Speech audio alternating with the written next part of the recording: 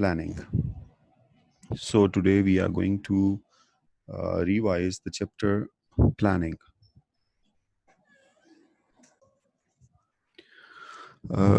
Tears, you see, planning is a kind of thing that is necessary in every of the organization. आप ये समझ लीजिए कि planning एक प्राइमरी फीचर है, एक सबसे इम्पोर्टेंट फीचर है किसी भी ऑर्गेनाइजेशन का. अगर कोई ऑर्गेनाइजेशन प्लानिंग में लैग करती है तो ऑब्वियसली वो अपनी परफॉर्मेंस पे भी लैग करेगी, क्योंकि it is very difficult for an organization to perform in any of the sector without a planning. Proper और फॉर्मल प्लानिंग अगर होगी तो देन कोई ऑर्गेनाइजेशन परफॉर्म कर सकती है. प्लानिंग जो है दो तरह से किसी भी ऑर्गेनाइजेशन को मेनली, वैसे there are lot of benefits of doing plannings, but planning जो है वो किसी भी ऑर्गेनाइजेशन को दो तरह से बेनिफिट करती है. एक तो ये कि ऑर्गेनाइजेशन के पास थ्रू प्लानिंग एक ब्लैक एंड वाइट और फुल आउटलाइंड किस्म का डॉक्यूमेंट जो होता है, जिसके accordingly all the members of the organisation know कि how they are going to perform. यानी प्लानिंग जो है एक आउटलाइंड और एक रिटर्न स्टेटमेंट होता है, एक ब्लूप्रिंट होता है जो कि हम ब्लैक एंड वाइट में लिखा हुआ होता है, जो कि एक डायरेक्शनल डायरेक्शंस प्रोवाइड करता है throughout the organisation, throughout the members of the organization, that how they are going to perform and what are the criteria according to which they are supposed to do their job. So planning is this is one way, and the second way is कि जब planning को हम performance के साथ rematch करते हैं, यानी what we were planned, क्या हमने प्लान किया था, और जब परफॉर्मेंस हो रही होती है या परफॉर्मेंस के बाद हम प्लान जो की होती हैं चीज़ों उनके साथ देखते हैं कि either we are going according to the plans और नॉट. तो इसका फ़ायदा ये होता है कि हमें साथ साथ जो एवेलुएशन और मॉनिटरिंग का प्रोसेस होता है उसमें भी आसानी रहती है, हम रीमैच करते जाते हैं चीज़ों को. एक और बात कि whenever we are using the word planning, planning is always meant for formal planning. ठीक है, तो प्लानिंग कह लें या फॉर्मल प्लानिंग कह लें, in this chapter we are taking the same words, planning और formal planning. So keep in mind when we are using the word planning, it means formal planning. अब जैसे यहाँ पर एक एग्जांपल दी गई है 787 एयरक्राफ्ट की. 787 when it was in the production process, एक बड़ा ही ये जदीद जो आज हम देखते हैं कि ये एयरक्राफ्ट है. 2010 के अंदर निप्पॉन एयरवेज को बोइंग 787 की प्रोडक्शन का कहा गया कि हम ऑर्डर डिलीवर करने का कहा गया कि हम आपको जो है वो ये ऑर्डर डिलीवर कर देंगे. लेकिन ये जो ऑर्डर था, ऑब्वियसली इसके पीछे प्रॉपर प्लान हुआ होगा, सारी ब्लैक एंड वाइट चीज़ें एग्जिस्ट करती होंगी, लेकिन बावजूद इसके इसकी डिलीवरी जो थी वो लेट हो गई और इवन के कैंसिल करना पड़ा उनका ऑर्डर, जो कि निप्पॉन एयरवेज को देना था बोइंग वालों ने. तो इसका मतलब ये है कि इसके पीछे प्रॉपर प्लानिंग नहीं एग्जिस्ट कर रही होगी. नहीं, there are lot of ways, lot of reasons that we will discuss in the remaining chapter. तो हम प्रॉपरली इसको स्टार्ट करते हैं. So let's see first the definition. Planning involves defining the organizational goals, establishing strategies for achieving those goals, and developing plans to integrate and coordinate work activities. It is concerned with both ends, what and means how.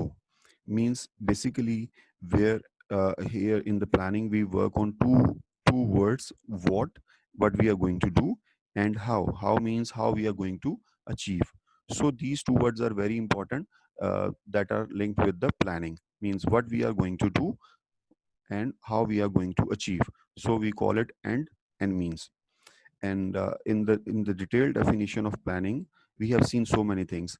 The first one is, planning is, first of all, you need to define the organizational goals. Means first of all you are going to define organizational goals. What are goals? क्या है? Goals are basically the desires. what are the desires that we are, what are the targets that we are, that we are supposed to achieve. Means organizational goals are the desired targets, desired outcomes, and then establishing strategies for achieving those goals. And once we have established the goals, when we have established the goals, now this is the time that we need to decide how we are going to achieve those goals. uh, for this sake, first we do establishing strategies, means कि हम strategies जो है वो develop करेंगे कि हम goals को कैसे मीट करेंगे।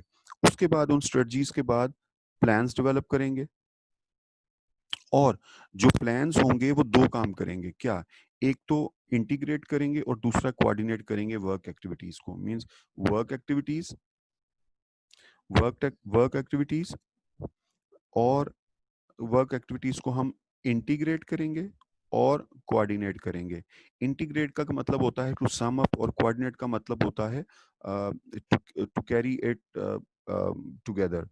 किसी चीज को इकट्ठे जब आप लेके चलते हैं तो that we are coordinating, means you are doing everything with the help of others, with the discussion with others. और इंटीग्रेट का मतलब होता है to sum up.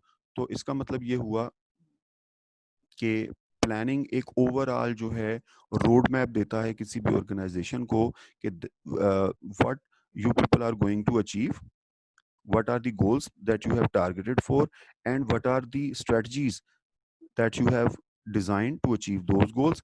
And third thing, you need to integrate and coordinate work activities. So this is very comprehensive definition of planning. Planning involves organizational goals, establishing strategies for achieving those goals, and developing plans to integrate and coordinate work activities. Now see, either you have observed it or not, please see, we are using the word plan over here.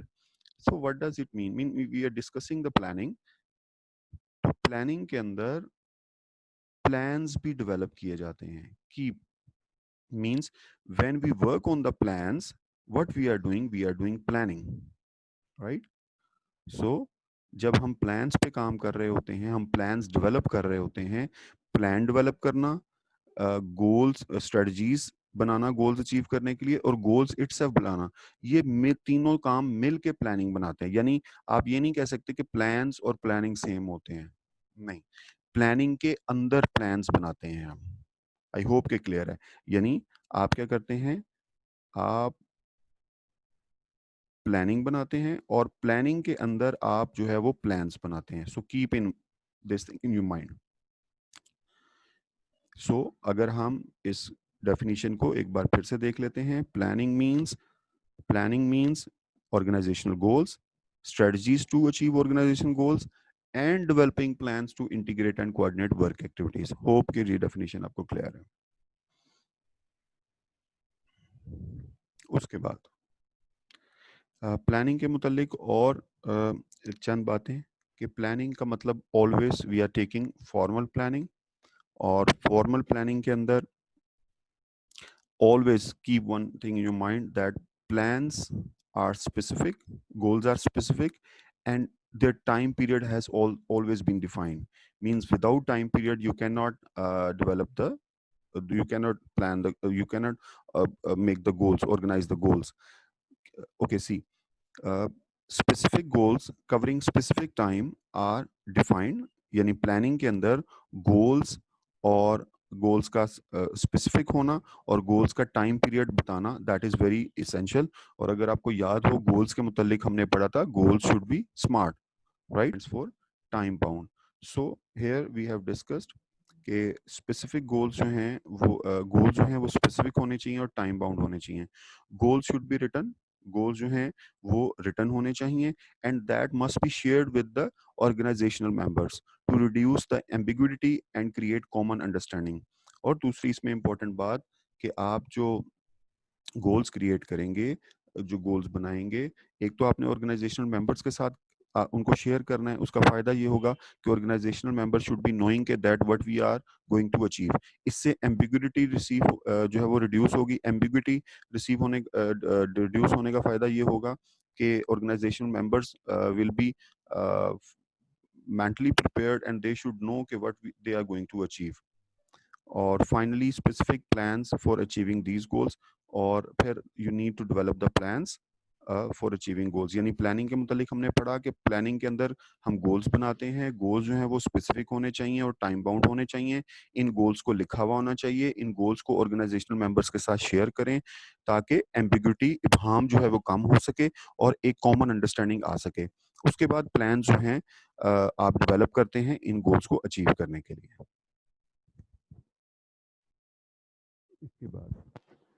इसके बाद जी ये भी उसी की introduction के अंदर ही आती हैं चीज़ें कि व्हाई डू मैनेजर्स प्लान, कि मैनेजर्स प्लान क्यों करते हैं। मैनेजर्स के प्लान करने की चार रीजंस हैं, वो चार रीजंस हम देख लेते हैं। पहली बात कि मैनेजर्स प्लान इसलिए करते हैं कि प्लानिंग प्रोवाइड्स डायरेक्शन। प्लानिंग का सबसे बड़ा फ़ायदा ये होता है कि मैनेजर्स को, ऑर्गेनाइजेशनल मेंबर्स को एक डायरेक्शन मिल जाती है, एक वे आउट मिल जाता है, जिससे फ़ायदा ये होता है, यानी आप समझ लीजिए कि एक पाथ मिल जाता है, एक रास्ता मिल जाता है। दे ऑल नो कि हमने इस रास्ते पे चलना है और उस रास्ते से डेविएट नहीं करना, उस रास्ते से इधर-उधर नहीं होना।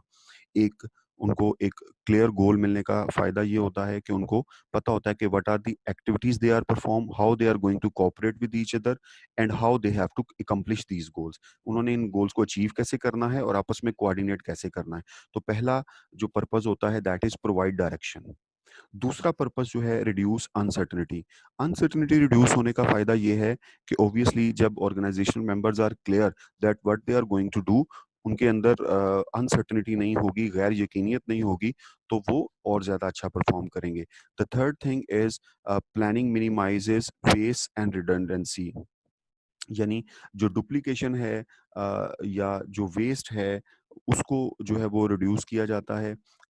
लाइक ये उसका फ़ायदा होता है कि आपके पास चेक बॉक्सेस होते हैं जब आप काम कर रहे हैं, तो चेक बॉक्सेस हैं, मींस कोऑर्डिनेटेड एक्टिविटीज़ हैं। एक जब काम हो जाता है तो उसके बाद चेक किया जाता है, तो उसके अंदर फिर वेस्ट की जो इनएफिशिएंसीज हैं या वेस्ट है वो उसके चांसेस कम हो जाते हैं। यानी all the members are knowing that what they have done. Finally जो चौथे नंबर पे है कि प्लानिंग का फ़ायदा ये है कि ये कंट्रोलिंग के अंदर एस्टैब्लिशेस द गोल्स और स्टैंडर्ड्स यूज्ड इन कंट्रोलिंग। देखिए, हमने जो, अगर आपको याद हो तो हमने मैनेजमेंट जो है वो चार जो है वो चीज़ों का नाम रखा है, POLC: planning, organising, leading and controlling. जो प्लानिंग हम पढ़ रहे हैं that is the first phase in the organisational management. ठीक है, बिजनेस मैनेजमेंट या ऑर्गेनाइज फंक्शंस ऑफ मैनेजमेंट में पहला फेज जो है वो प्लानिंग का है। अच्छा, अब यहाँ पर जो आप चीज़ प्लान करते हैं, वो प्लानिंग जब ऑर्गेनाइजिंग और लीडिंग में से होती हुई गुजरती है, तो कंट्रोलिंग पे बेसिकली आप इसको काउंटर चेक कर रहे होते हैं। काउंटर कंट्रोलिंग बेसिकली एवेल्युएशन का नाम है। कंट्रोलिंग के अंदर हम मॉनिटर कर रहे होते हैं कि जो चीज़ें हमने प्लान की थी, वो हमारे प्लान के अकॉर्डिंगली हो रही हैं या हुई हैं। यानी कंट्रोलिंग में आगे जाके पहले आपने पढ़ा है, लेकिन हम आगे जाके फिर इसको रिवीजन में देखेंगे कि कंट्रोलिंग जो है वो 3 तरह से होती है ना। एक फीड हमने पढ़ा था कि कंट्रोलिंग हम करते हैं कि हम काम होने से पहले, एक काम होने के दौरान और एक काम होने के बाद। ठीक है, तो 3 तरह से हम कंट्रोलिंग कर सकते हैं। तो प्लानिंग का जो सबसे बड़ा फ़ायदा ये है कि आप जो है वो कंट्रोलिंग में जाकर इसको काउंटर वेरीफाई कर लेते हैं कि चीज़ें हमारी प्लानिंग के अकॉर्डिंगली हो रही हैं। अगर हो रही होती हैं तो हमारा कंट्रोलिंग का प्रोसेस जो है वो बड़ा आसान हो जाता है। तो हमें ये फ़ायदा होता है कि हमारा जो कंप्लीट ऑर्गेनाइजेशनल एक प्रोसेस है जो कि पॉलिसी पर मुश्तमिल होता है, वो भी हमें क्लियर हो जाता है। Then it comes planning and performance. Planning and performance, अभी हमने बात की कि प्लानिंग और परफॉर्मेंस का आपस में ताल्लुक है। कैसे? Generally speaking, formal planning is associated with positive financial results, higher profits, higher return on assets and so forth. अगर आपने प्रॉपर प्लान की होंगी चीज़ें, गुड फॉर्मल प्लानिंग की होगी, तो उसका फ़ायदा ये होगा कि आप जब अकॉर्डिंग टू द प्लान चल रहे होंगे तो आपको higher profits, higher return on assets मिलेंगे, क्योंकि आपने हर चीज़ पहले से प्लान की होगी। अच्छा, एक बात मैं यहाँ पे आपसे फिर शेयर करता चलूँ कि देखिए, प्लानिंग का मतलब क्या है कि ये आपके पास एक रास्ता है। ठीक है, आपने इस रास्ते पर सफर करना है। इस प्लानिंग के अकॉर्डिंगली सफर करना है। तो उसमें होता यह है कि आप जब सफर शुरू करते हैं तो हो सकता है वो सफर कुछ इस तरह से बन जाए, राइट? लेकिन आपके पास ये बाउंड्री होती है, ये बाउंड्री से डेविएट नहीं करना आपने। हाँ, बाज़ औक़ात ये होता है कि हमें out of the way boundary से डेविएट करना पड़ जाता है, लेकिन फिर भी आप बाउंड्री पे जब वापस आ जाते हैं और इस ट्रैक पे रहते हुए आप उस फाइनल एंड तक पहुंच जाते हैं, तो ये जो आप डेविएट किए भी होते हैं डजंट मैटर। वैसे तो पाथ डिफाइन होता है कि आपने इस पाथ के अंदर ही रहना होता है, आप इसने इस पाथ के अंदर ही परफॉर्म करना है, लेकिन बाज़ औक़ात जब हम उस पाथ से जो है वो आउटवे भी हो जाते हैं, तो लेकिन अगर हम अपने ट्रैक पे वापस आ जाएं और अपने गोल तक पहुंच जाएं, राइट, तो फिर भी हम कहते हैं कि हमने हमारी प्लानिंग जो है वो सक्सेसफुल रही। दूसरा, it seems that doing a good job planning doing a good job planning and implementing those plans play a bigger part in high performance. अगर आपने अच्छी प्लानिंग की हुई है तो आपकी हाई परफॉर्मेंस पे उसका इम्पैक्ट आता है। और next, in two studies were formal planning did not lead to higher performance, the external environment often was culprit. बाजुकात ये होता है कि आपने जो चीज़ें प्लान की होती हैं उसके अकॉर्डिंगली आपकी हायर परफॉर्मेंस नहीं आती। उसमें बहुत सारे रीजंस हैं, उसमें एक बड़ा रीज़न और एक्सटर्नल एनवायरनमेंट का है। एक्सटर्नल एनवायरनमेंट से मुराद ये है कि गवर्नमेंट ने कुछ ऐसे रेगुलेशंस जो है वो आयद कर दी है जिसकी वजह से आपकी प्लानिंग बेशक बहुत अच्छी थी लेकिन उस पर इम्पैक्ट आया। कोई लेबर यूनियन के इश्यूज आ गए, या कोई और, जैसे हमने एक्सटर्नल एनवायरनमेंट में पढ़ा है ना, paste, PEST, political, economical, social और टेक्नोलॉजिकल, और इसके अलावा इकोलॉजिकल और लीगल एनवायरनमेंट। तो इन एनवायरनमेंट की तरफ से की वजह से अगर कोई आप पर इम्पैक्ट आ जाता है तो दैट इज अनदर थिंग। लेकिन अगर आप इन एक्सटर्नल ज़्यादा प्रेशर नहीं आता इन्वायरमेंट का, तो अमूमन प्लानिंग जो है वो एज प्लान चीज़ें होती रहती हैं। इसके बाद नेक्स्ट हमारे पास है जी कि what are goals and what are plans. Goals are, इस पे हम बात कर चुके हैं, goals are the desired outcomes. Goal एक बेसिकली विश का नाम है, एक डिजायर का नाम है। जब लेकिन हम उस गोल को प्लान कर लेते हैं, ठीक है, गोल्स आर डिजायर्ड, जब तक अनमेट है ना, जब तक मिली नहीं, जब तक गोल आपने अचीव नहीं किया, वो एक ख्वाहिश है, वो एक विश है। लेकिन उस गोल को आप कैसे अचीव करते हैं? Through plans, right? जब आप प्लान्स को के अकॉर्डिंगली अचीव कर लेते हैं गोल्स को, तो फिर वो ऑब्जेक्टिव्स या मेट गोल्स कहलाते हैं, अदरवाइज वो अनमेट गोल्स हैं और वो डिजायर्स हैं आपकी। Plans are documents. तो प्लान्स क्या हैं? Documents that tells you that how you are going to meet the goals. आपने गोल्स को कैसे मीट करना है, बेसिकली प्लान्स ने आपको ये बताना है। फिर बता रहा हूँ कि प्लान जो है वो डॉक्यूमेंटेड होते हैं, प्रॉपरली रिटन होते हैं, जिसके अंदर every clarity has been given that how you are going to achieve the goals. आपने गोल्स कैसे अचीव करने हैं, तमाम क्लैरिटीज, तमाम स्टेप्स, तमाम जिम्मेदारियां, रिस्पॉन्सिबिलिटीज जो है वो ब्लैक एंड व्हाइट पर लिखी होती हैं। तो plans are documents, plans are documents that are outlined how you are going to meet your objectives or goals। और गोल्स क्या हैं? Goals are desired outcomes. इसके बाद हम बात कर लेते हैं जी टाइप्स ऑफ गोल्स की, राइट? तो ये मैं जहां से स्टार्ट करता हूं, आपने वहीं से इसको याद करना है। Means if I am not discussing और talking about these two paragraphs, it means you people are not supposed to read these two paragraphs। जिन पे मैं बात कर रहा हूं बस आपने वही जो है वो पैराग्राफ्स याद करने हैं। ओके जी, सबसे पहले है स्टेटेड गोल्स। स्टेटेड गोल्स ये होते हैं जो कि ऑर्गेनाइजेशन जो हैं वो स्टेट करती हैं आमतौर पर अपनी रिपोर्ट्स के अंदर अपने स्टेक होल्डर्स को, ताकि उनके साथ एक शेयर्ड एनवायरनमेंट हो, उनको पता हो कि what the organisation is going to do. तो stated goals are basically the official statements that what organisation says about and what they want to know about to their stakeholders. क्या वो अपने stake holders को बताना चाहते हैं? Official statements जो हैं दैट आर स्टेटेड गोल्स। इसके बरक्स रियल गोल्स जो हैं वो डिफरेंट होते हैं। Real goals are real goals are an organisations actually pursues. यानी स्टेटेड गोल्स वो हैं जो कि बाहर की दुनिया को, स्टेक होल्डर्स को आप बता रहे हैं ताकि दे शुड नो कि what the organisation is going to do. But real goals are slightly, और इंटायरली तो नहीं हम कह सकते, but real goals are slightly different from the stated goals. ये थोड़े से स्टेटेड गोल से डिफरेंट होते हैं, क्योंकि स्टेटेड गोल्स जो हैं वो एग्जैजरेटेड होते हैं, जरा ज्यादा बढ़ा चढ़ा के बयान किए जाते हैं, लेकिन रियल गोल्स थोड़े से डिफरेंट होते हैं, थोड़ा डेविएशन आती है इनके अंदर।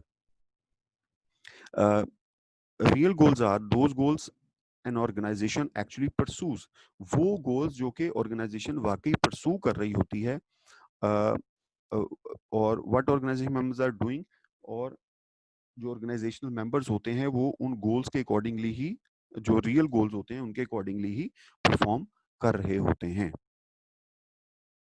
इसके बाद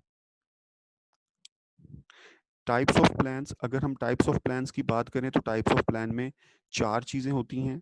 टाइप्स ऑफ प्लान के अंदर चार चीजें हैं कि प्लान की डेप्थ क्या, ब्रेड्थ क्या है, टाइम फ्रेम क्या है, स्पेसिफिसिटी क्या है, और फ्रीक्वेंसी ऑफ यूज क्या है। ब्रेड से मुराद मुराद जो है वो ये है कि वो स्ट्रेटजिक है या ऑप्शनल लेवल के हैं। टाइम फ्रेम से मुराद कि वो लॉन्ग टर्म है या शॉर्ट टर्म है। स्पेसिफिसिटी से मुराद के डायरेक्शनल हैं या स्पेसिफिक प्लान्स हैं। और फ्रीक्वेंसी ऑफ यूज का मतलब कि वो सिंगल यूज हैं या स्टैंडिंग प्लान्स जो हैं। तो ये टाइप्स ऑफ प्लान्स हैं, यानी ब्रेड, टाइम फ्रेम, स्पेसिफिसिटी और फ्रीक्वेंसी ऑफ यूज, इनकी डिटेल जो है हम आगे यहाँ पर पढ़ने जा रहे हैं, यानी we are going to read these 8 things. तो ब्रेड्थ में हम पढ़ेंगे स्ट्रेटजिक और ऑपरेशनल, टाइप्स ऑफ प्लान्स के अंदर टाइम फ्रेम में long term, short term, specificity के अंदर डायरेक्शनल और स्पेसिफिक, और फ्रीक्वेंसी ऑफ यूज में सिंगल यूज और स्टैंडिंग। देखिए जी, सबसे पहले हम बात करते हैं स्ट्रेटजिक प्लान्स की। स्ट्रेटजिक प्लान्स और फिर ऑपरेशनल प्लान्स, ये क्या है? ये टाइप्स ऑफ प्लान्स में ब्रेड्थ के अंदर ये टॉपिक है। स्ट्रेटेजिक गोल्स जो कि ओवरऑल ऑर्गेनाइजेशन के गोल होते हैं, लॉन्ग टर्म गोल्स होते हैं। ओवरऑल ऑर्गेनाइजेशनल के गोल जो होते हैं वो उनको हम स्ट्रेटेजिक गोल्स कहते हैं। अगर आपको याद हो, हमने जो ऑर्गेनाइजेशनल पिरामिड पढ़ा हुआ है, ऑर्गेनाइजेशनल पिरामिड के अंदर अगर आपको याद हो तो we have 3 levels of organisational pyramid, और इसका जो टॉप लेवल होता है, इस टॉप लेवल के अंदर जो प्लान्स होते हैं, जो प्लानिंग की जाती है, it comes under strategic plans. तो ऑब्वियसली इसके अंदर हम जो ओवरऑल ऑर्गेनाइजेशनल प्लान्स हैं उनको हम डिस्कस कर रहे होते हैं। तो strategic plans are plans that apply to the entire organization and establish the organization's overall goals, right? तो strategic plans के अंदर हम overall goals जो हैं वो organization के डिजाइन कर रहे होते हैं। इसके बाद operational goals हैं जी, और operational goals होते हैं plans that encompass a particular operational area of the organization are called operational goals। यानी अगर हम इस pyramid में देखें तो हमारा जो operational level होता है ये हमारा operational level है, ठीक है। इस ऑपरेशनल लेवल में बेसिकली जो यहाँ पर गोल स्ट्रेटजिक लेवल पे बने होते हैं, हम उनकी एग्जीक्यूशन करवा रहे होते हैं, ठीक है। तो उनकी एग्जीक्यूशन के दौरान जो हमें फर्स्ट लाइन सुपरवाइजर्स को जो शॉर्ट टर्म गोल्स बनाने पड़ते हैं, जो डेली बेसिस के गोल्स बनाने पड़ जाते हैं, उनको हम ऑपरेशनल प्लान्स कहते हैं। ताकि ये डेली बेसिस के जो ऑपरेशनल गोल्स हैं उनको अचीव करने के लिए जो प्लानिंग हो, दैट इज ऑपरेशनल प्लान्स।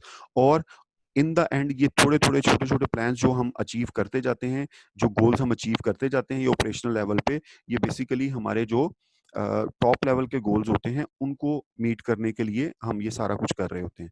तो जब हम ये ऑपरेशनल लेवल के छोटे गोल्स मीट कर रहे होते हैं तो इन गोल्स को मीट करने का मकसद यही होता है कि हम ऑर्गेनाइजेशनल या स्ट्रेटेजिक गोल्स जो हैं वो अचीव कर रहे हैं। इसके बाद इसके बाद आता है जी टाइम फ्रेम। तो टाइम फ्रेम में long term plans we define जो कि 3 इयर्स से बियॉन्ड होते हैं। शॉर्ट टर्म जो कि 1 साल या उससे लेस के प्लान्स होते हैं, ठीक है। तो इसमें कोई मुश्किल नहीं है। इसके बाद स्पेसिफिसिटी के वो डायरेक्शनल हैं या स्पेसिफिक गोल्स हैं।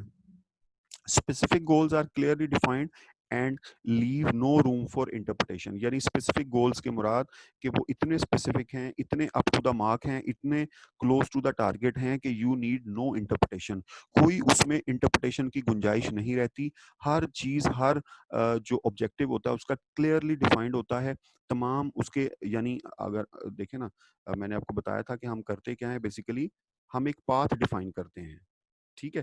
तो ये पाथ इतना क्लियर होता है कि इसके अंदर किसी भी किस्म की आपको गुंजाइश नहीं होती कि आपको कोई इंटरप्रिटेशन करनी पड़े, यानी everything is very clear, you know that where we are going to move, that you know how we are suppose to move, कैसे आपने चलना है, हर चीज के बारे में आपको क्लियर है। तो दिस इज स्पेसिफिक प्लान्स के where no room for interpretation.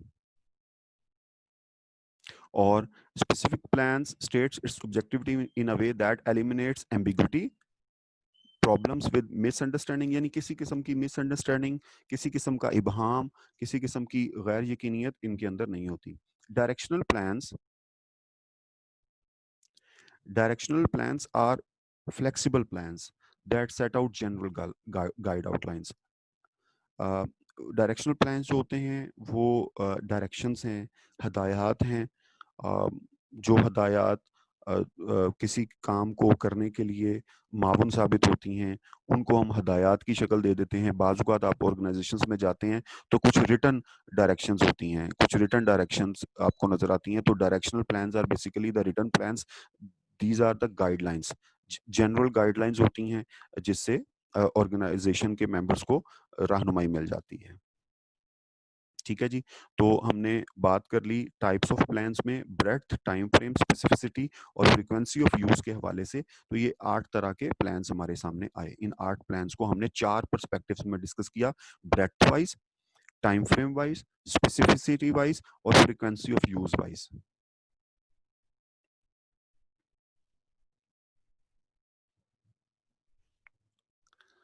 अच्छा जी, इसके बाद हाँ, इसमें एक चीज सॉरी रह गई, सिंगल यूज प्लान और standing plan. Single use plan is a one time plan specifically designed to meet the needs of a unique situation। यानी सिंगल यूज प्लान ऐसे प्लान्स होते हैं, ऐसी जो सिचुएशंस आपको बाजुकात मीट करनी पड़ जाती हैं, वो कि आप उनके लिए जो प्लानिंग करते हैं, जो प्लान्स बनाते हैं, वो सिर्फ उन्हीं सिचुएशंस को मीट करने के लिए प्लान्स होते हैं। वो जेनेरिक नहीं होते कि आप उन प्लान्स को कहीं और पे भी इम्प्लीमेंट कर दें, नहीं, वो सिर्फ उसी सिचुएशन को मीट करने के लिए प्लान्स होते हैं। ये बिल्कुल ऐसी है कि जैसे कुछ अगर आप देखें तो सड़कें जो होती हैं वो बिल्कुल एक जैसी होती हैं, उनकी चौड़ाई, उनके साइडों पे फुटपाथ एक जैसे होते हैं, लेकिन जहाँ पे जो तंग है, एरिया कम है, वहाँ पर सड़कों की जो है वो आप चेंज करते हैं प्लानिंग। तो सिंगल यूज प्लान के जो एक ही सिचुएशन में आपके लिए जो है वो काम कर सकती है। Standing plans are ongoing plans that provide guidance for activities performed repeatedly। Standing plans वो होते हैं जो कि always standing होते हैं, यानी आप किसी सिचुएशन को मीट विद करते हैं तो आपको पता होता है कि इस सिचुएशन को मीट करने के लिए ये मेरे पास प्लान है। तो ऑलवेज आपके पास स्टैंडिंग प्लान्स अवेलेबल होते हैं, और ये आमतौर पर रिपीट होने वाली बार बार जो अक्कर होने वाली सिचुएशंस होती हैं उनके लिए होते हैं। ये सिर्फ वंस जो सिचुएशनल अक्कर होती हैं उनके लिए होता है, और ये जो आपको बार बार आपको उनका फेस करना पड़ता है जिन सिचुएशंस को, उनके लिए स्टैंडिंग प्लान्स अवेलेबल होते हैं।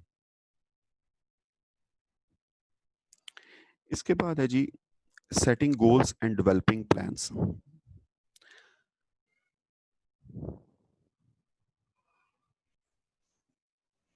जी, इसमें हमारे पास है अप्रोचेस टू सेटिंग गोल्स। अगर हम अप्रोचेस की बात करें तो आमतौर पर जो हम अप्रोचेस देखते हैं वो दो अप्रोचेस जो हैं वो काबिल ज़िक्र हैं। एक है ट्रेडिशनल गोल सेटिंग, जिसके मुतालिक हम पढ़ रहे हैं, जिसके मुतालिक हमने डिफरेंट चीज़ें जो हैं वो जानी हैं, ट्रेडिशनल गोल सेटिंग। और एक है गोल सेटिंग का तरीका, that is management by objective. तो आमतौर पर ऑर्गेनाइजेशंस में से इन्हीं दो तरीकों में से एक जो है वो चॉइस किया जाता है। ट्रेडिशनल गोल सेटिंग जिसके मुतालिक अभी तक हमने जो पढ़ा है वही है कि जिसमें हम बाकायदा तौर पर सारे प्रोसेसेस को फॉलो करते हैं। Goals set by the top managers, यानी top of the organisational hierarchy उन गोल्स को सेट करती है। फिर वो ऑर्गेनाइजेशनल गोल्स जो हैं वो नीचे की जानिब फ्लो करते हैं, यानी दिस वन, यहाँ पर जो है वो ऑर्गेनाइजेशनल गोल्स डिसाइड होते हैं, फिर वो नीचे की जानिब फ्लोट करते हैं एंड फ्लोट और throughout the organisation and become sub goals for each organisation area. और जब जब वो नीचे के लेवल्स पे आते जाते हैं तो उन लेवल्स के लिए वो सब गोल्स बनते जाते हैं। उन सब गोल्स को अचीव करके जब इकट्ठा किया जाता है तो वो that becomes the organizational goals. ये आपका एक ट्रेडिशनल तरीका है ऑर्गेनाइजेशनल गोल सेटिंग का। This traditional perspective assumes This traditional perspective assumes that top managers know what's the best thing, what the best, because they see the big picture. इस traditional goal setting के अंदर ये assume किया जाता है कि जो मैनेजर्स हैं उनको बहुत अच्छी अवेयरनेस है, उनको सब कुछ पता है how they are going to lead the organisation, और यही वजह है कि वो बड़ी पिक्चर देख रहे होते हैं, वो ऑर्गेनाइजेशन की या उस प्रॉब्लम की बड़ी पिक्चर को देख रहे होते हैं, इसलिए मैनेजर्स नो वेल, और इसलिए जो है वो उनके अकॉर्डिंगली जो चीज़ें प्लान की जाती हैं, रिमेनिंग जो मेंबर होते हैं वो उनको ज़रूरी होता है कि वो उसी को फॉलो करें, क्योंकि मैनेजर जो है वो बिग पिक्चर देख रहा होता है। ओके जी, इसके अंदर कुछ इश्यूज हैं वो हम डिस्कस कर लेते हैं। ट्रेडिशनल गोल सेटिंग की डिटेल पढ़ रहे हैं, इनमें हम देख लेते हैं। Another problem with traditional goal setting is that when top managers define the organization goals in broad terms such as sufficient profit, यानी जो गोल्स डिसाइड होते हैं उसमें वर्ड लिखा होता है जी कि आपने सफिशिएंट प्रॉफिट इनके जो है वो अचीव करना है, या आपने मार्केट लीडरशिप इंक्रीज करनी है, तो ये थोड़ी सी एम्बिग्यूरिटी होती है, एम्बिग्यूस होते हैं ये goals. Ambiguity, these ambiguous goals have to be made more specific. In goals को, इन एम्बिग्यूस गोल्स को, यानी एक ब्रॉडर टर्म यूज कर लेना कि जी हमने इंक्रीज करना है। इंक्रीज का मतलब कितना इंक्रीज करना है, you need to be very much specific that what the goals that you are going to achieve. तो ये एक प्रॉब्लम रहती है ट्रेडिशनल गोल सेटिंग में। इसके अलावा when the hierarchy of organization goals is clearly defined, जैसे ये एग्जांपल दी गई है करियर कार्लाइल कंप्रेसर की, it forms an integrated networks of goals और अ मीन एंड्स चेन। जब क्लियरली डिफाइंड होते हैं गोल्स तो हम इसको कहते हैं means ends chain. Higher level goals are linked to lower level goals, which serve as the means for their accomplishment. In other words, the goals achieved at lower levels becomes the means to reach the goals ends at the next level. जो मैंने अभी थोड़ी देर पहले आपसे बात की कि आप क्या करते हैं ऑर्गेनाइजेशनल हायरार्की में, ऐसा होता है कि गोल्स जो है वो टॉप लेवल पर डिसाइड होते हैं, फिर ये नीचे फ्लोट कर दिए जाते हैं, फिर नीचे जितने भी लेवल होते हैं उन सारे लेवल्स पर ये एक सब गोल्स की शक्ल इख्तियार कर लेते हैं, और इन सब गोल्स को अचीव करके जब इनकी कंप्लीशन की जाती है तो बेसिकली ये जो टॉप लेवल के गोल्स हैं उनको ही फुलफिल किया जाता है। इसको कहते हैं मीन्स एंड्स चेन। इसके बाद जी ट्रेडिशनल गोल सेटिंग तो हमने पढ़ ली, इसके बाद हमारे पास जो है that is MBO, management by objective.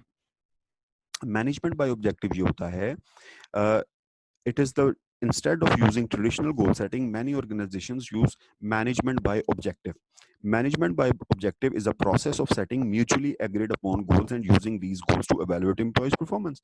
यानी ये जो गोल सेटिंग है, मैनेजमेंट बाय ऑब्जेक्टिव जो गोल सेटिंग का तरीका है, ये टॉप लेवल नहीं डिसाइड करती, ये ऑर्गेनाइजेशनल मेंबर्स एम्प्लॉइज खुद डिसाइड करते हैं, यानी एम्प्लॉइज मिल के डिसाइड कर रहे होते हैं कि what they have to achieve and how they are going to achieve. This is called management by objective, यानी जिसमें ऑर्गेनाइजेशनल मेंबर्स की पूरी प्रेजेंटेशन होती है, पूरी उनकी इन्वॉल्वमेंट होती है, और उनकी मर्जी और मैनेजमेंट की मर्जी के बाद ही ऑर्गेनाइजेशनल गोल्स को डिसाइड किया जाता है। लेकिन अगर आप ट्रेडिशनल गोल सेटिंग में देखें तो जो गोल्स होते हैं वो टॉप मैनेजमेंट डिसाइड करती है और नीचे सिर्फ उसकी फ्लोटिंग होती है। ठीक हो गया।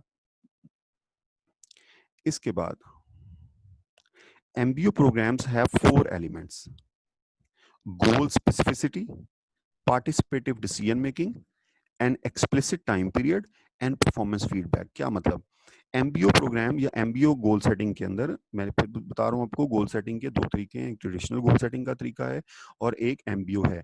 ट्रेडिशनल गोल सेटिंग हमने पढ़ ली। MBO के अंदर 4 चीजों को हम फॉलो करते हैं। एक के गोल स्पेसिफिक होने चाहिए, देन पार्टिसिपेटिव डिसीजन मेकिंग, यानी इसके अंदर ऑर्गेनाइजेशनल मेंबर्स, एम्प्लॉइज और मैनेजमेंट दोनों की पार्टिसिपेशन होती है, उसके बाद गोल्स डिसाइड होते हैं। इसके बाद एक्सप्लिसिट टाइम पीरियड, के आपके पास टाइम पीरियड जो वो डिफाइंड होता है कि in this boundary of the time, in this limit of the time you are going to achieve your target. Then performance feedback, और फिर अकॉर्डिंगली जो परफॉर्मेंस फीडबैक आता है, जो आपकी इवैल्यूएशन होती है, उसमें परफॉर्मेंस फीडबैक लिया जाता है। Instead of using goals to make sure employees are doing what they are supposed to be doing,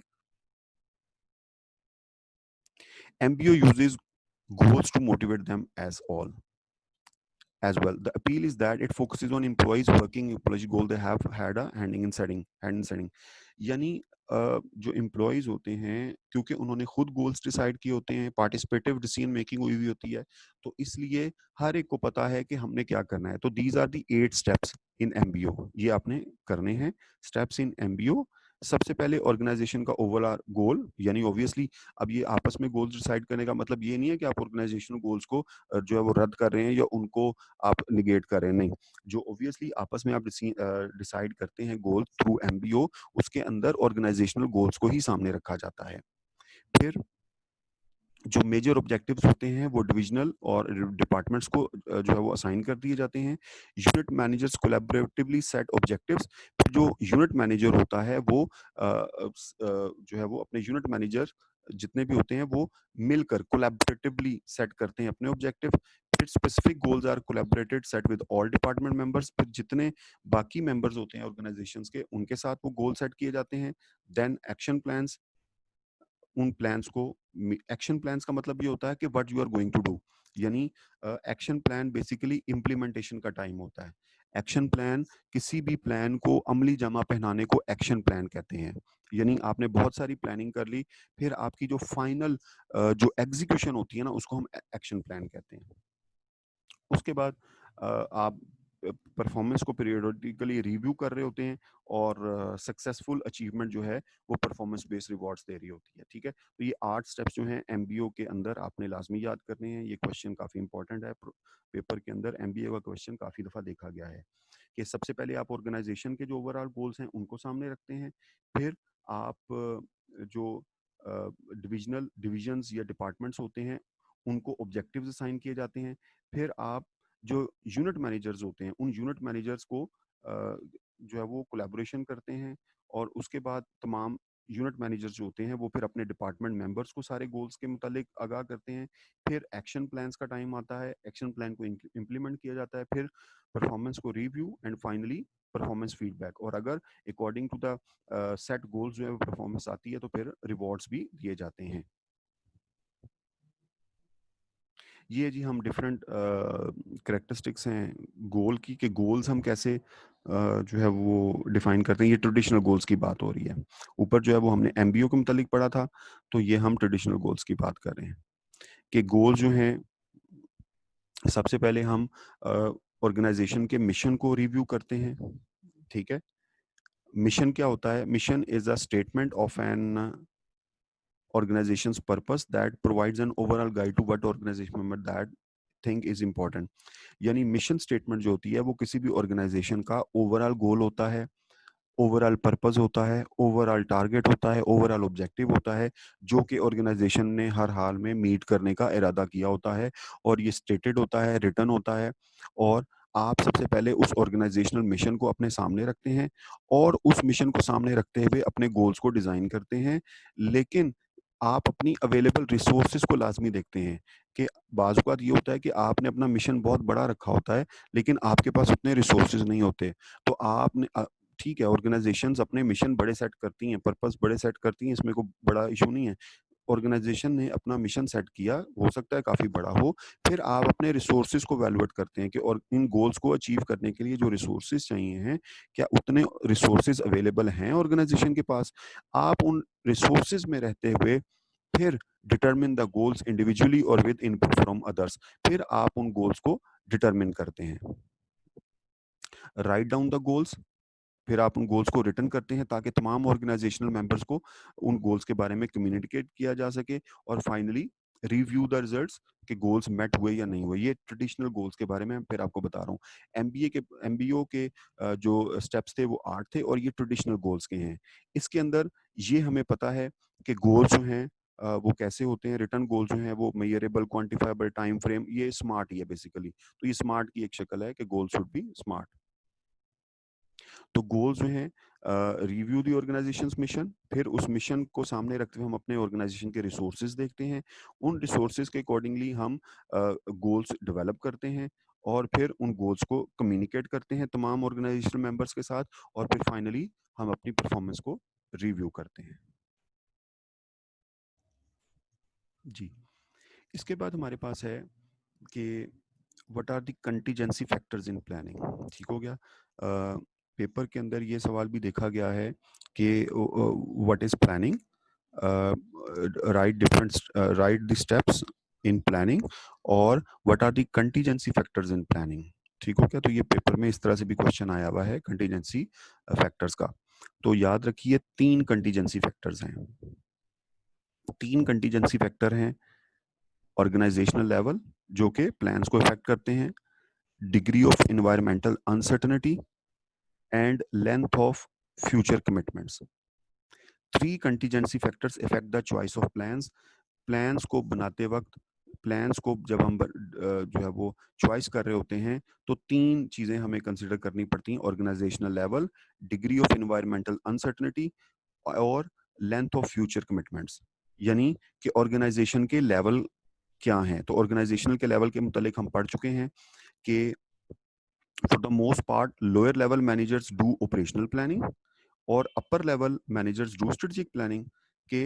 यानी आपने जो अपना प्लानिंग का प्रोसेस है वो अपनी ऑर्गेनाइजेशन में कैसे डिवाइड किया हुआ है। तो अमूमी तौर पे ऐसे ही डिवाइड होता है हर ऑर्गेनाइजेशन में कि जो टॉप लेवल होती है, जो अपर लेवल होती है, वो स्ट्रेटेजिक प्लानिंग कर रही होती है। स्ट्रेटेजिक प्लानिंग से मुराद overall planning of the organisation, और जो लोअर लेवल होता है वो ऑपरेशनल प्लानिंग कर रहा होता है। ऑपरेशनल प्लानिंग से मुराद कि वो जो स्ट्रेटेजिक गोल्स हैं, how we are going to achieve them. इसके बाद डिग्री ऑफ एनवायरमेंटल अनसर्टेनिटी, कि जिस एनवायरनमेंट के अंदर आप परफॉर्म कर रहे हैं उसके अंदर अनसर्टेनिटी की क्या पोजीशन है। और इसके लिए हमने बात की थी कि because of the high level of uncertainty the management team identified a destination but not a flight plan and change plans are necessary to achieve that goals of on time service. यानी जिस environment के अंदर, जिस organisation के अंदर uncertainty ज्यादा हो, जिस इंडस्ट्री के अंदर अनसर्टेनिटी यानी गैर यकीनियत ज्यादा हो, वहां पर आप गोल्स तो डिसाइड कर सकते हैं, अपनी डेस्टिनेशन तो डिसाइड कर सकते हैं, लेकिन फ्लाइट प्लान जो है कि कैसे आप उन गोल्स को अचीव करने जा रहे हैं वो थोड़ा मुश्किल होता है। तो बाजुकात जो कि अनसर्टन सिचुएशंस होती हैं, अनसर्टन इन्वायरमेंट्स होती हैं, तो मोस्ट ऑफ द टाइम आपको अपनी डेस्टिनेशन का तो पता होता है, लेकिन फ्लाइट आपने उनको अचीव कैसे करना है वो नहीं पता होता। तो फिर आप उसको अकॉर्डिंगली आपको गोल्स भी अचीव करने पड़ जाते, गोल्स भी चेंज करने पड़ जाते हैं। ठीक है। यानी change plans as necessary to achieve that goals of on time service. तो आपको बाज़ औक़ात जो है वो गोल्स भी चेंज करने पड़ जाते हैं, लेकिन मोस्टली हम प्लान्स पे ही काम कर रहे होते हैं कि प्लान्स चेंज करें ताकि हम उन गोल्स तक पहुंच सकें। ये बिल्कुल ऐसे ही है कि अगर आपका ये गोल है तो आप किसी ना किसी तरीके से, किसी ना किसी तरीके से उन गोल्स तक पहुंच जाते हैं अनसर्टन सिचुएशंस में। लेकिन फिर बता रहा हूँ कि बाज़ औक़ात ऐसा होता है कि आपको गोल्स में ही प्रॉब्लम आ जाता है। Then it comes the third one is commitment. The last contingency factor is related to the time frame. The commitment concept says that plans should extend far enough to meet those commitments made when the plans were developed. तीसरा level जो हमने पढ़ा था यहाँ पर length of future commitments, के जो आपकी फ्यूचर कमिटमेंट्स हैं, the commitment says that plan should extend far enough to meet those commitments. यानी आप जो कमिटमेंट्स आपने फ्यूचर कमिटमेंट्स की हुई हैं, क्या आपके प्लान्स उनको उनके अकॉर्डिंगली ही चलेंगे या आप उन फ्यूचर कमिटमेंट से कहीं आपको असाइड तो नहीं कर देंगे। तो ये भी हमें ख्याल करना पड़ता है। ओके डियर्स, अब ये कुछ कॉन्ट्रीब्यूशंस हैं। ये कॉन्ट्रीब्यूशंस किस तरह से हैं कि ये स्ट्रेटजिक प्लान है और ये ऑपरेशनल प्लान है। स्ट्रेटजिक प्लान क्या है कि जब हम ये this is the bigger portion, this is bigger portion, और जब आप नीचे आ रहे हैं तो ये पोर्शन कम हो रहा है, यानी स्ट्रेटजिक प्लान्स कम हो रहे हैं, स्ट्रेटजिक प्लानिंग कम हो रही है। ये ऑपरेशनल प्लानिंग है। इस ऑपरेशनल प्लानिंग में this is the bigger portion और ये ऊपर जाता जा रहा है तो ये कम होता जा रहा है। Now what does it mean? It means कि टॉप एग्जीक्यूटिव लेवल पर स्ट्रेटजिक प्लानिंग ज्यादा है और ऑपरेशनल प्लानिंग कम है। मिडिल लेवल पर तकरीबन हाफ हाफ एक जैसी है, और फर्स्ट लेवल मैनेजर्स का ऑपरेशनल प्लानिंग के अंदर ज्यादा पार्टिसिपेशन है और स्ट्रेटजिक प्लानिंग के अंदर कम है। और ओवरऑल अगर हम ऑर्गेनाइजेशनल कंट्रीब्यूशन देखें प्लानिंग की, तो टॉप लेवल की कम है, उसके बाद मिडिल लेवल, उसके बाद फर्स्ट लेवल मैनेजर्स की। ठीक है। तो ये कंट्रीब्यूशंस हैं ऑपरेशनल लेवल पर, राइट, ये कंट्रीब्यूशन ज्यादा है फर्स्ट लेवल मैनेजर्स की ऑपरेशनल लेवल पर, मिडल लेवल पर तकरीबन मिड है दोनों की, और टॉप लेवल की जो है वो कहाँ पर है, यहाँ पर कम है, और स्ट्रेटेजिक लेवल पर ज्यादा है। तो this is figure that clearly tells you कि हमारे जो लेवल्स हैं वो किस तरह से पार्टिसिपेट कर रहे होते हैं डिफरेंट प्लानिंग लेवल्स पर।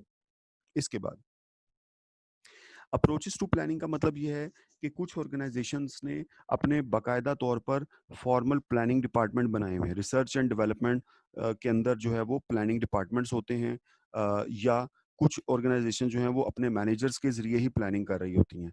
तो ये भी एक फैक्टर है जो आप इसको देख लीजिएगा। Then it comes contemporary issues. Contemporary issues जो हैं ये मेन है, ये कंटेम्प्रेरी इशू है। How can managers plan effectively in dynamic environment. दूसरा, how can managers use environmental scanning. These are the contemporary issues in planning. Contemporary पे हम पहले बात कर चुके हैं, contemporary is the very recent modern चीज को हम कंटेम्प्रेरी कहते हैं। How can managers plan effectively in dynamic environment, कि डायनामिक इन्वायरमेंट में मैनेजर्स कैसे प्लान करते हैं। डायनामिक इन्वायरमेंट वो होती है जिसके अंदर स्टेबिलिटी नहीं है, उसके अंदर आए दिन चेंजेस आ रही हैं, और उसका इन्वायरमेंट भी स्टेबल नहीं है। For instance cloud computing storage is revolutionalise all kinds of industries from financial services to healthcare to engineering. Social networking websites are used by companies to connect with customers, employees, and potential employees. Amounts spent on eating out instead of cooking at home are predicted to decline. And experts believe that China and India are transforming the first 21st century global economy. How can managers effectively plan? यानी इन environments में अगर आप देखें तो किसी में decline आ रहा है, किसी के अंदर जो है वो राइज आ रहा है, तो ये डायनामिक एनवायरमेंट्स हैं। So how a managers can plan in this environment.